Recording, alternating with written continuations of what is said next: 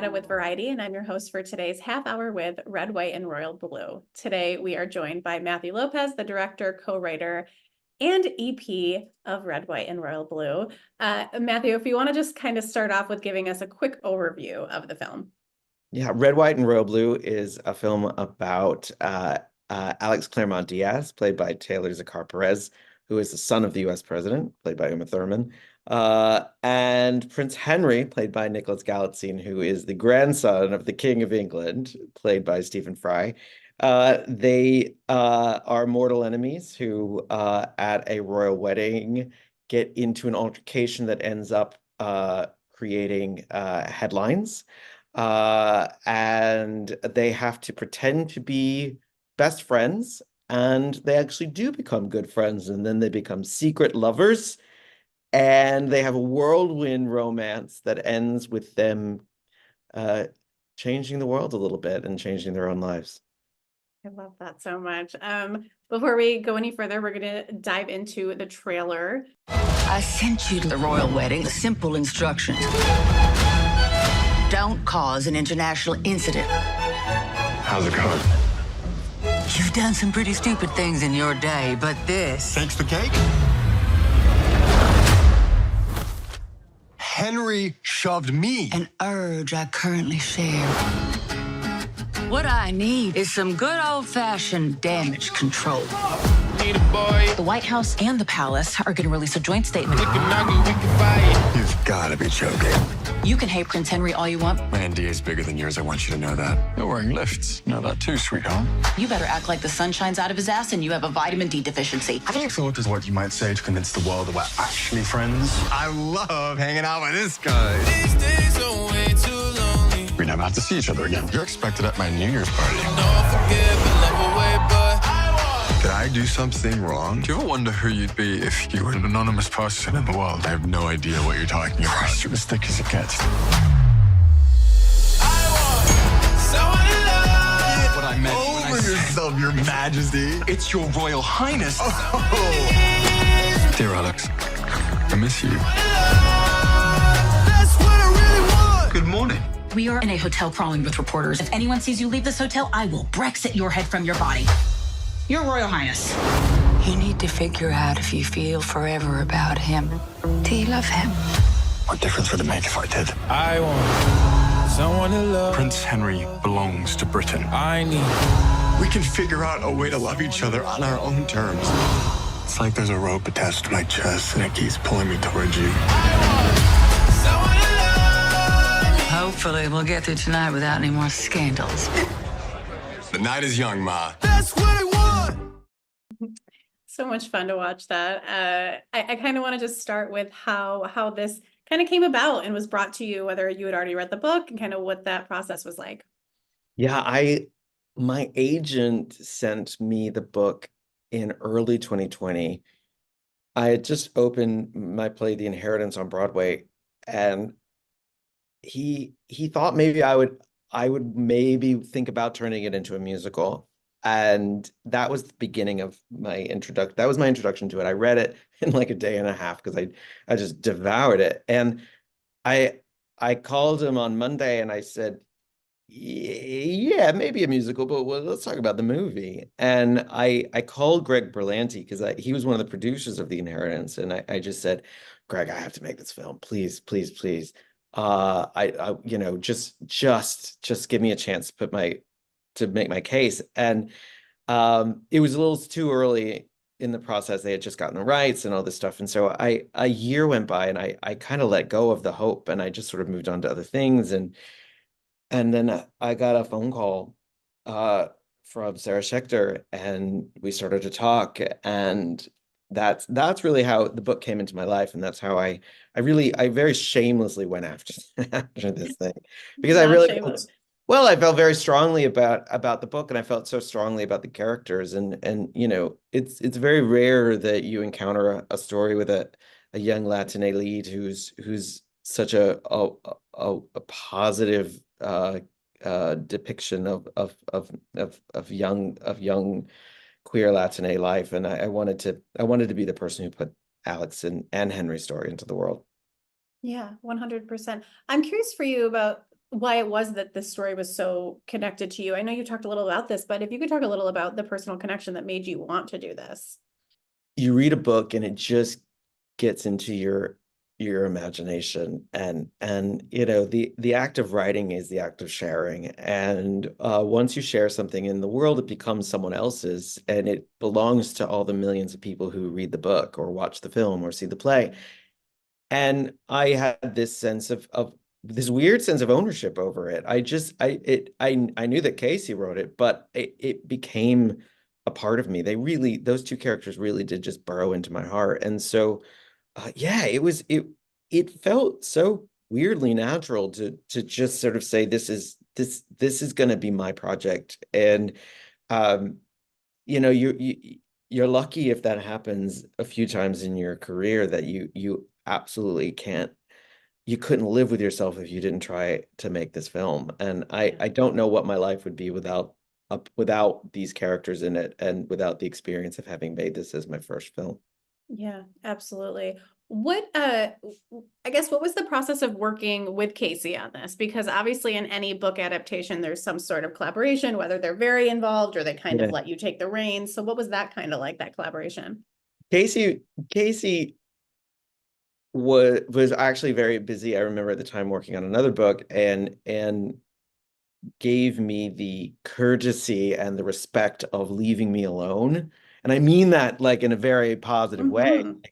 Like Casey just trusted me, and I appreciated, and I never took for granted that trust. And as a result, whenever I would call Casey and I'd be like, Casey, what do you help me understand this? I'm stuck. And really kind of became like my guru as I was working on this thing. And you know, the biggest, I think perhaps the most like, you know, I said, like, you know, making a 2-hour movie is not the same as a 400+ page book, and there were inevitably things that weren't going to fit into the film. And I think perhaps the most potentially controversial change that I decided to make was in the book, of course, Alex has a sister, June. And as I started to work on the film, I was looking at my early pages, and I was just like, there's nothing that June is doing in this film, independent from the book. There's nothing that June is doing so far in the film that Nora couldn't do. And I realized quickly that what was happening was I was writing the potential for 2 young women to have 2 small roles. And maybe the answer was, if we don't have June in the film and give her material to Nora, then you've got the chance for 1 young woman to have a pretty good part. And I convinced Casey of this. I think it was perhaps one of the most unexpected calls for me, of like, I want to cut June from the film. Really? Okay, well, why? And I explained it to them, and I got Casey to see it, and again, Casey trusted me, and I know that was the right decision, and it was, but it was, you know, it was risky because June is a fan favorite. Yeah, absolutely. Fan favorite for me for sure. So, but I understand, and it ended up being great. So, before we continue, I want to throw to one more clip so we can just give people a look. Good morning.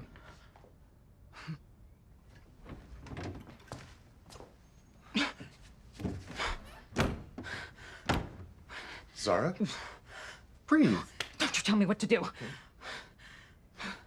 Do you want to sit? Yeah. Okay. Where do you want to go? Here? Yeah. Oh, there? Okay. Yeah, fine. I'm fine. Oh, okay. How long has this been going on? Since New Year's. Oh, God. And who knows about this? Literally no one but you. And the Secret Service. And Percy. Right, and Nora. Oh, and I told my sister. Oh, I didn't know that. Yeah, she was really happy for us. Oh, I can't wait to see her again. She's really... Okay, shut up, okay? The both of you. I need the thing. Ridiculous. So fun. It's so fun. That comedy genius that is Sarah Shahi. Yes, absolutely. Well, I kind of, obviously with the 2 of them, but also with Sarah, with Uma, what was the casting process like this? Because I think a story like this, especially when you read the book, the chemistry, not just between the 2 of them, but between everyone, has to be right, and you nailed it. So what was that kind of process like? mean, it was an incredibly thorough process. We spent months casting this thing. You know, we really knew. I mean, look, we all went into this process knowing that there was a high chance to screw it up, and there was a slim chance of getting it right. And the only way we knew we were going to get it right was to be very thorough. And we had an obligation to the book's fans to do that, and an obligation to our own love of the story. Um yeah, I saw hundreds and hundreds and hundreds of guys for Alex and Henry. I mean, hundreds. And uh with Nick and Taylor, they individually really sort of rose very quickly to the top for me.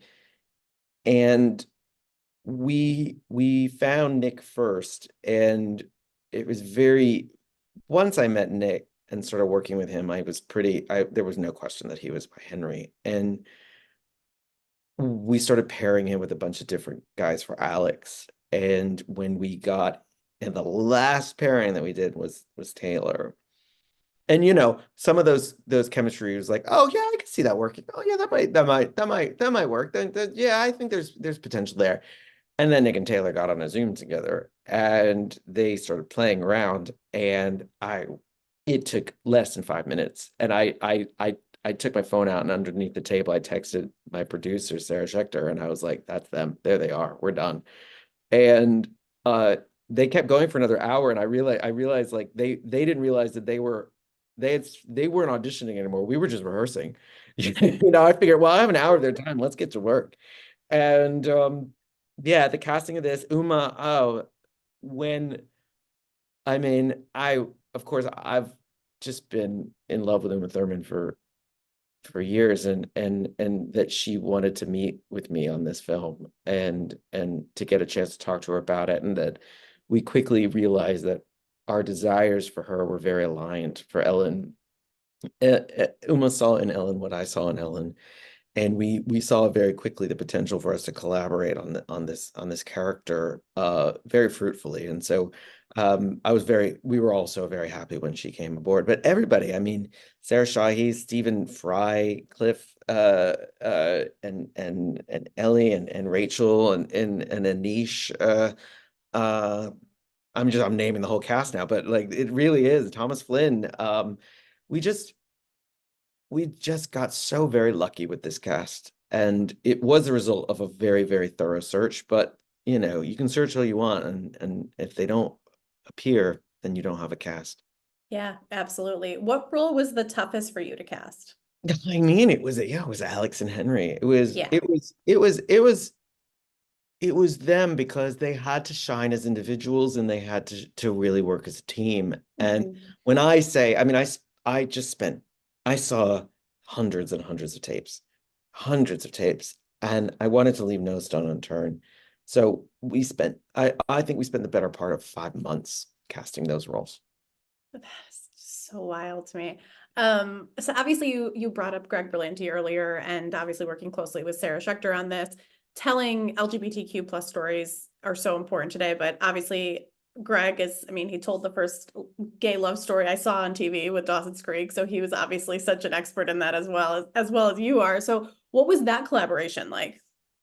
Well, I mean, I was a first-time filmmaker. I had written a few screenplays up to that point, but I had never put them into practical action before. And with Greg and Sarah, I felt like I owe them money for the film school that they put me through, and they were incredibly patient with me. They gave me so much support.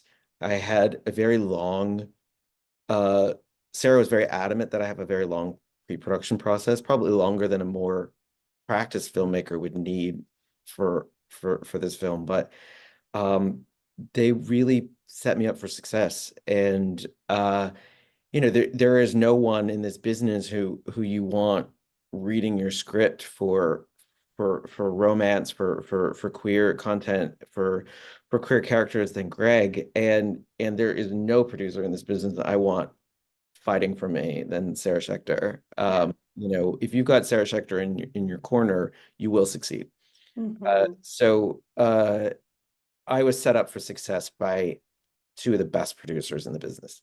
I'm curious how you feel about whether it's viewed as a love story or a queer story, or if there's a combination of that, and kind of how you feel about that, because I've seen a lot of conversation about that on the internet.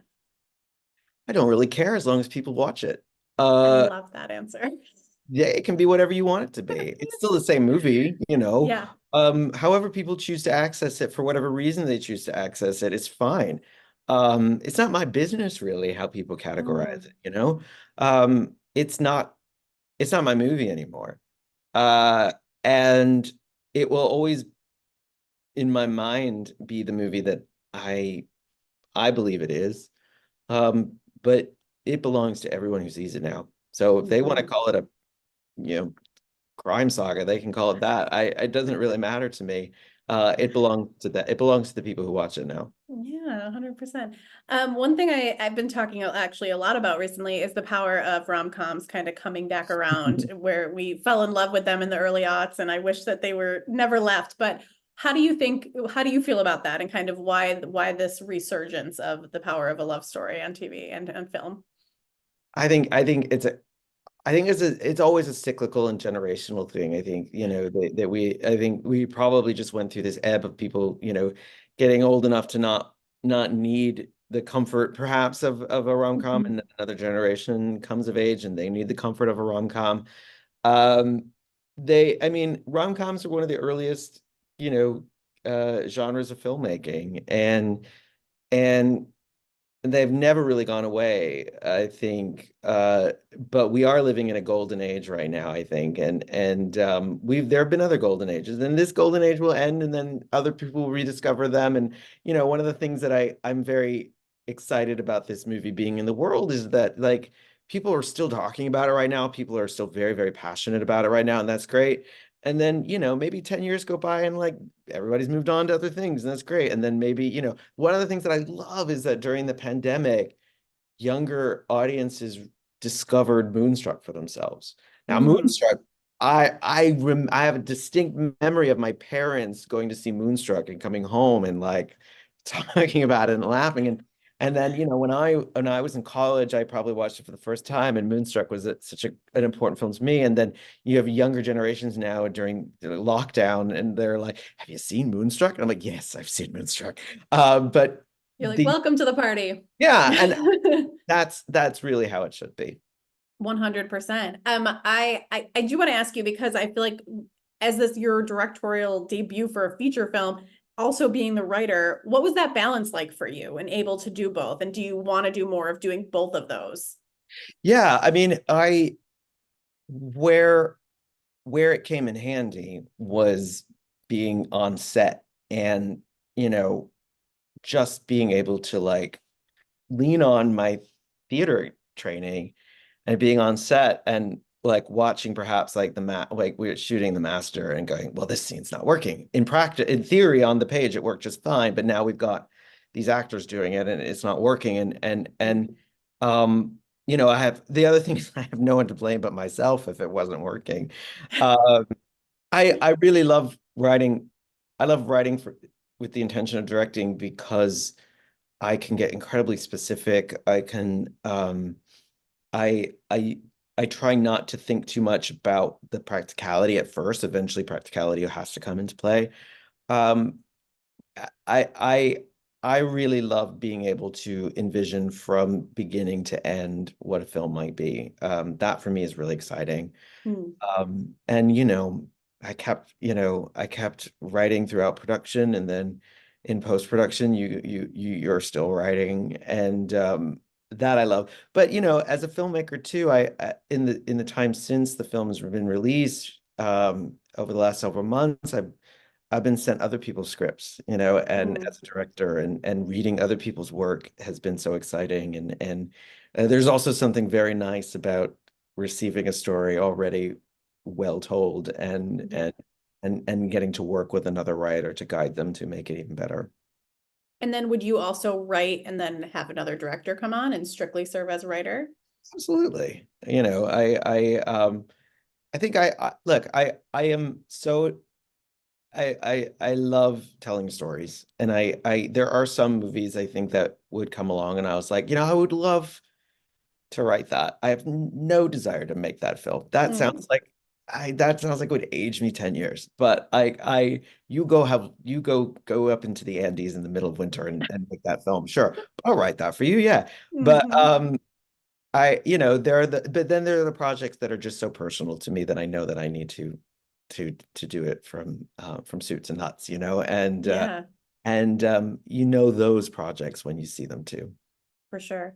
Obviously you guys had released a couple like extra footage, deleted scenes sort of things. Do you want to release more of that? Is there a lot of this extra footage that's on the ground that we're kind of waiting for? Yeah, I mean, you start to get into the game of like releasing cut scenes and then what I don't ever want to do is have people start to second guess the decisions that we made that went into the final film. And honestly, I know that the worst mistake I ever made doing press as a director for this film was talking about the